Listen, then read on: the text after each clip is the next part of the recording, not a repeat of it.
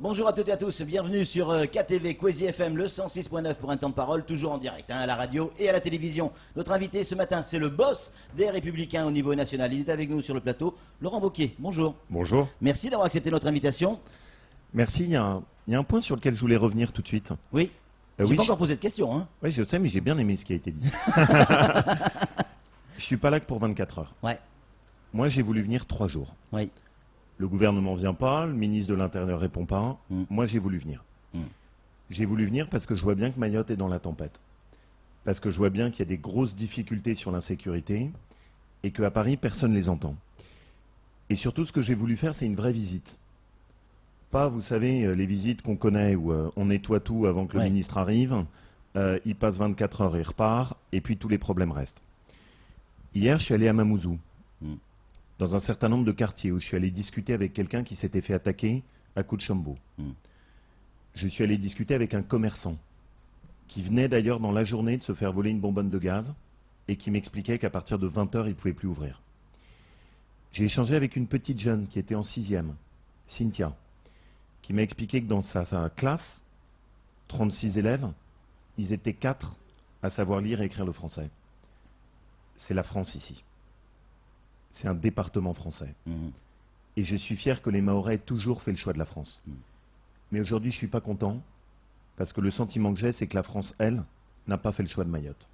Et qu'en ce moment, Emmanuel Macron a complètement abandonné l'île.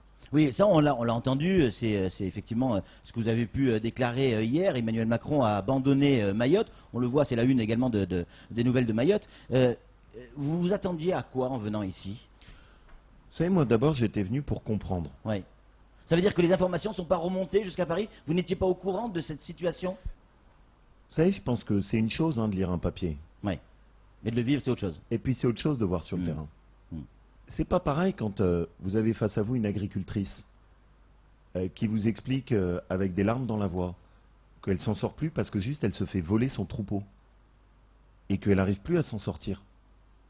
C'est pas la même chose quand vous allez voir, comme je le ferai tout à l'heure, les bus de transport scolaire qui sont caillassés. Tous les jours. Tous les jours. Et dans la métropole, personne n'en parle. Moi, j'ai eu Mansour Kamardine, député de Mayotte, qui, dès que j'ai été élu, m'a dit « Laurent, tu dois venir ». Vous savez, hein, quand j'ai dit à mes conseillers que j'allais venir, alors que dans les actualités, on disait « Oulala, Mayotte, c'est chaud », pas mal de mes conseillers m'ont dit « Laurent, faut pas y aller ». J'ai fait exactement l'inverse. Parce que moi, je crois que dans la tempête, c'est dans ces moments-là où on reconnaît les siens. Ceux sur lesquels vous voulez faire confiance. Mais qu'est-ce que vous allez pouvoir changer, Laurent Wauquiez? Parce que vous êtes dans l'opposition aujourd'hui. Qu'est-ce que vous, boss des Républicains, allez pouvoir changer? Comment allez-vous faire entendre par Emmanuel Macron? Vous allez l'appeler? Vous allez aller lui demander audience? D'abord, la première chose, c'est que je ne veux pas que Mayotte meure en silence. Et donc moi, je suis là pour relayer ce qui se passe à Mayotte. Depuis que je suis venu, il y a des reportages sur vous au niveau national. TF1 a relayé ce qui s'est passé ici. France 2 également. Vous avez le Figaro qui a fait des reportages importants. Vous avez l'Express et Libération qui sont venus. On a eu des dépêches AFP.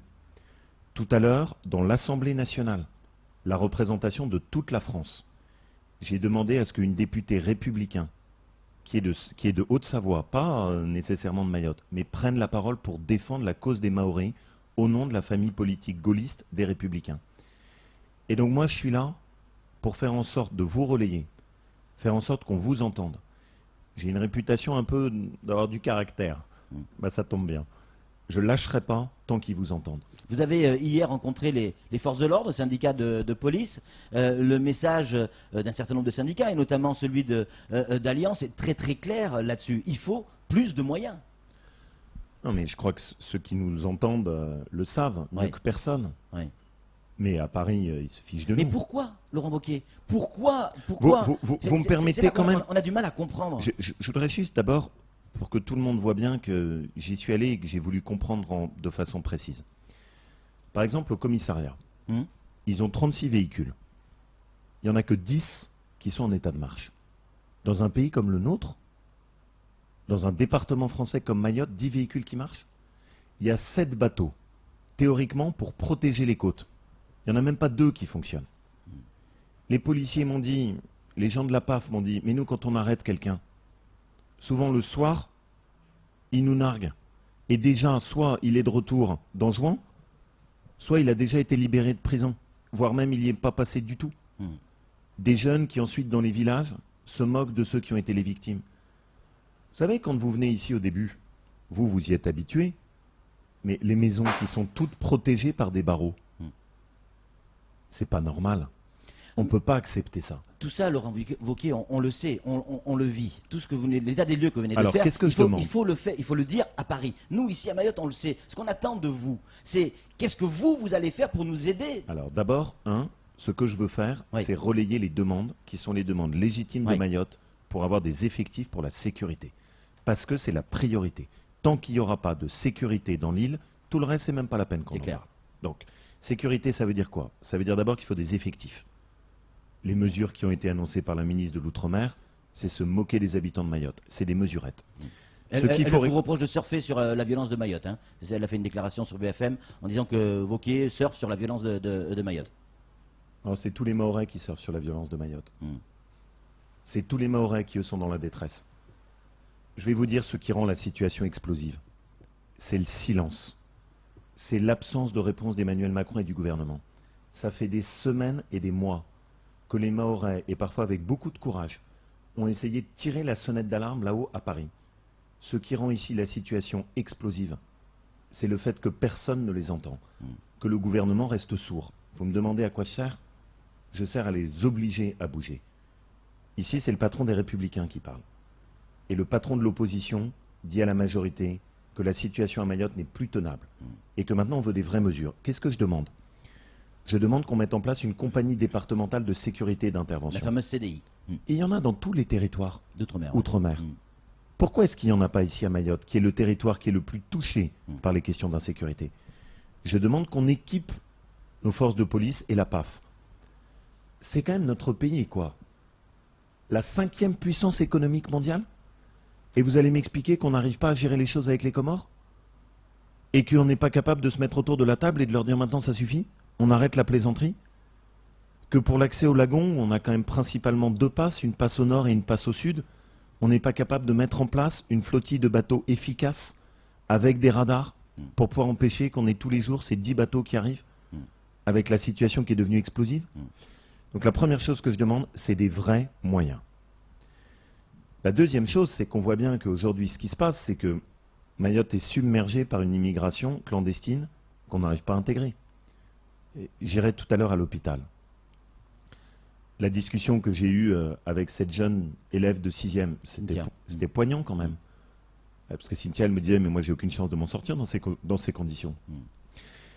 Ce qu'il faut aussi, c'est que maintenant, on arrête avec cette immigration clandestine qui est non maîtrisée. Comment vous allez la gérer? Comment vous vous imaginez pouvoir la gérer? Tous les jours, il y a des Kwassa qui rentrent. Bien tous sûr. Les jours. Je pense qu'il y a 2 étapes. D'abord, la première, c'est que moi, mon sentiment aujourd'hui, c'est qu'il n'y a pas de volonté.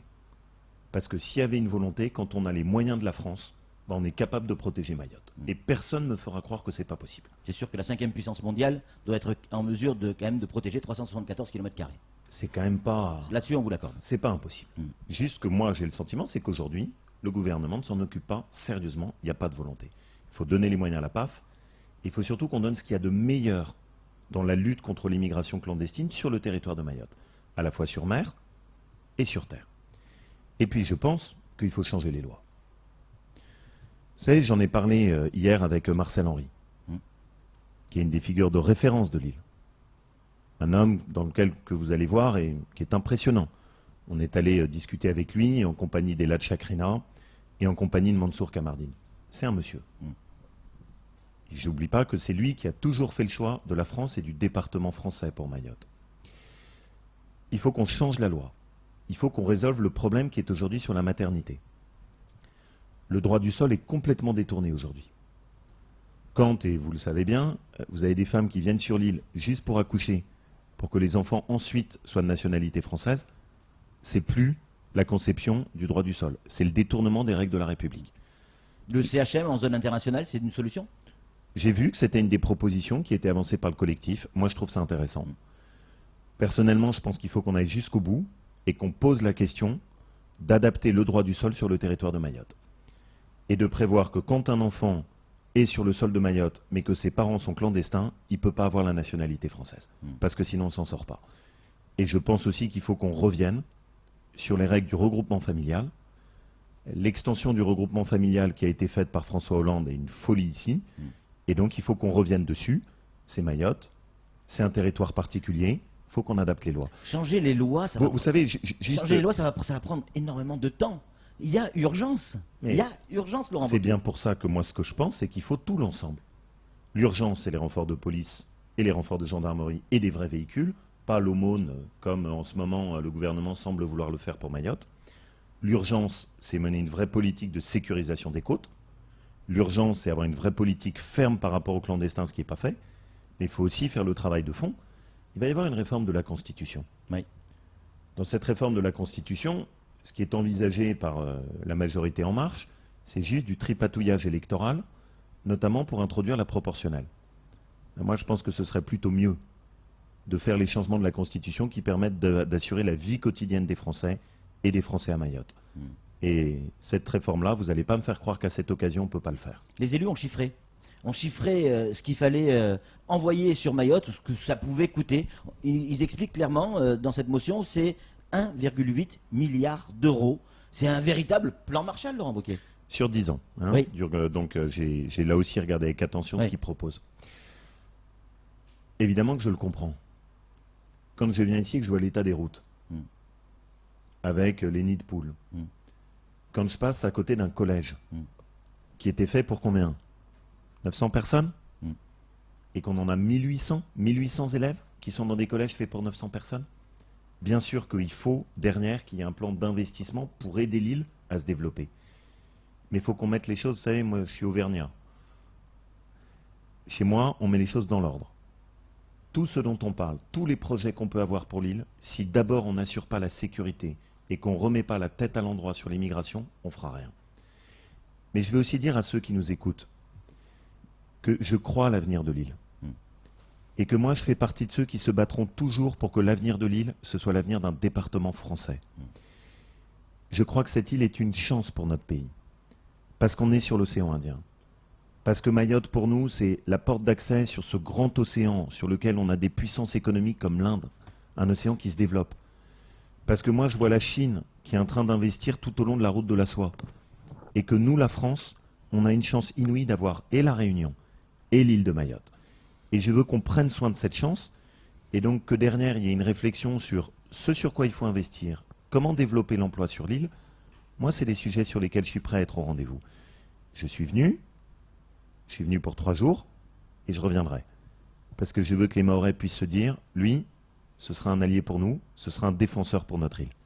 Flo va aborder le volet politique de votre voyage. Oui, ça ne vous a pas échappé, on rejoue le match à Mayotte pour les élections législatives.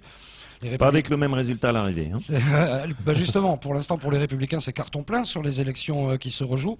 Moi, ma question elle est simple, je vais revenir au niveau mahorais. En quoi ça serait bénéfique pour les Mahorais d'avoir un second député républicain, c'est-à-dire un second député dans l'opposition? Tout simplement parce qu'aujourd'hui, ils ne vous écoutent pas. Parce que tout simplement, aujourd'hui, le gouvernement a claqué la porte au visage des Mahorais et de l'île de Mayotte. Parce que Emmanuel Macron a clairement montré qu'il n'avait pas l'intention d'entendre ce que lui disaient les Mahorais. Si les Mahorais veulent être entendus, il faut qu'ils envoient un message très clair. Il y avait une députée En Marche, il faut leur dire, vous n'êtes pas occupés de nous, on vous envoie le message. Et le message, c'est que nous, on mise sur ceux qui nous défendent. Ma famille politique a toujours défendu l'île de Mayotte. Le général de Gaulle l'a défendu. Jacques Chirac l'a défendu. Nicolas Sarkozy est celui qui a donné le statut de département français à l'île de Mayotte. Ma famille politique a toujours défendu les Mahorais et je m'inscris aujourd'hui dans ce déplacement. Avec Elad Chakrina, on aura 2 députés pour non-stop être sur le dos, non-stop sur le dos du gouvernement et de la majorité pour leur dire on ne vous laissera pas abandonner Mayotte en silence. Et ce message-là, il est temps qu'ils l'entendent. Vous pensez que politiquement, c'est l'enjeu derrière du gouvernement Macron, abandonner Mayotte, c'est-à-dire quitter ce principe de la départementalisation? Il a ça en tête, selon vous? Moi, je ne suis pas dans ce genre de théorie, mais ce que je comprends, et je l'entends, hein, quand les Mahorais que je rencontre me disent « mais nous, on ne comprend pas pourquoi il n'y a rien qui se passe pour nous ». Le sentiment qu'on a, c'est que certains jouent la politique du pire. En tout cas, ce que je veux qu'ils sachent, c'est qu'avec les Républicains, au moins, ils auront des porte-voix forts et efficaces. C'est la seule manière, aujourd'hui, pour les habitants de l'île de se faire entendre. Si lors de cette élection, à l'issue du scrutin, on peut dire les Mahorais sont en colère et ils l'ont exprimé à l'occasion de l'élection, ils seront obligés de bouger. Et ils seront obligés d'entendre ce message. Beaucoup de questions qui arrivent sur nos petits portables. Je me réjouis de voir que M. Wauquiez s'inquiète pour Mayotte aujourd'hui, sauf qu'à l'époque où la droite était au pouvoir, toutes ces choses auraient dû être faites. La départementalisation a été mal préparée. Vous étiez au pouvoir à ce moment-là. C'était la droite. Je veux répondre à cette question. 2011, 45 jours de grève, c'était bien Sarkozy. Bien sûr, je veux répondre à cette question. D'abord, la première chose, moi j'étais ministre de l'Enseignement supérieur et de la Recherche. Exact. Mon bilan, il n'est pas nul à Mayotte. Parce que je me suis battu précisément pour qu'on obtienne, avec Mansour Kamardine, le sujet de l'université et l'équipement de l'université sur l'île de Mayotte. C'est moi qui me suis battu pour. Je me suis à l'époque battu pour qu'il y ait les autorisations et les crédits. Donc je ne viens pas ici en étant pour la première fois et en m'étant jamais occupé des Mahorais. Et on peut me juger là-dessus. Deuxièmement, la deuxième chose que je veux dire à tous ceux qui nous écoutent, ça a souvent été difficile par le passé, c'est sûr. Mais enfin, tout le monde reconnaîtra que la situation n'a jamais été aussi catastrophique que ce qu'elle est devenue depuis 5 à 7 ans. Jamais aussi catastrophique. Et qu'à l'époque où c'était Nicolas Sarkozy, peut-être qu'il aurait fallu un peu mieux préparer la départementalisation. Vous êtes d'accord avec ça ? Moi surtout, je suis d'accord avec une chose, c'est que c'était une chance pour Mayotte d'avoir la départementalisation. Et que ceux qui l'ont décidé, c'est quand même Nicolas Sarkozy, c'est la famille gaulliste. Est-ce qu'il ne fallait pas mieux la préparer? Parce qu'on est dans une situation aujourd'hui où vraiment on a le sentiment que... Pardon, je vais être très clair. Ce n'est pas la départementalisation qui empêche de maîtriser les bateaux qui viennent sur les côtes. Ce n'est pas la départementalisation qui fait que les véhicules de policiers ne sont pas équipés. Ce n'est pas à cause de la départementalisation qu'à la maternité on est submergé. Ça, c'est parce que le gouvernement et la République en ce moment ne fait pas son travail. Vous savez, je vais le dire... en ayant des propos qui sont pour moi très simples, mais très importants.